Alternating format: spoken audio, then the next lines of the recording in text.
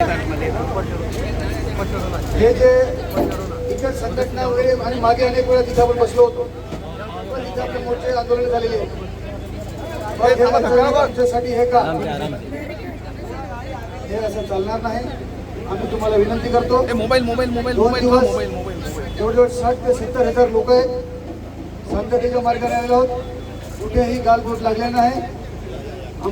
आम्ही तुम्हाला विनंती करतो की आमचा हा सरळ मार्ग तुम्ही मोकळा करून द्या, त्या ठिकाणी आम्ही बसू. लाल बजा के लाल बजा के लाल बजा के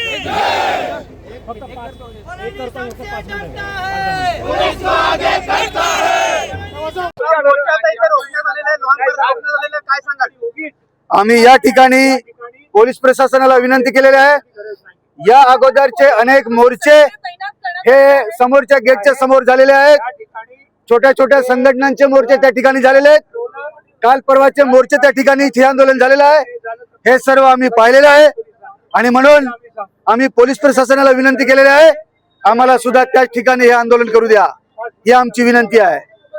आता तुम्हाला तुमचं आंदोलन जे आहे हे आता थांबवण्यात आलेलं आहे. पोलिसांनी दुसऱ्या मार्गाने जायला सांगितलेलं आहे. काय आम्ही दुसऱ्या मार्गाने जाणार नाही आहोत, आम्ही आमच्या सरळ मार्गाने जाणार आहोत.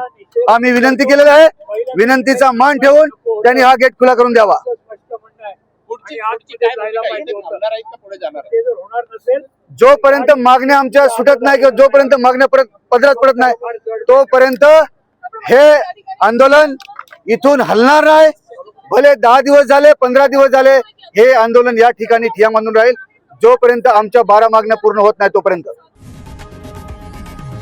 लोकशाही मराठी ऐका, पहा, जागरूक रहा.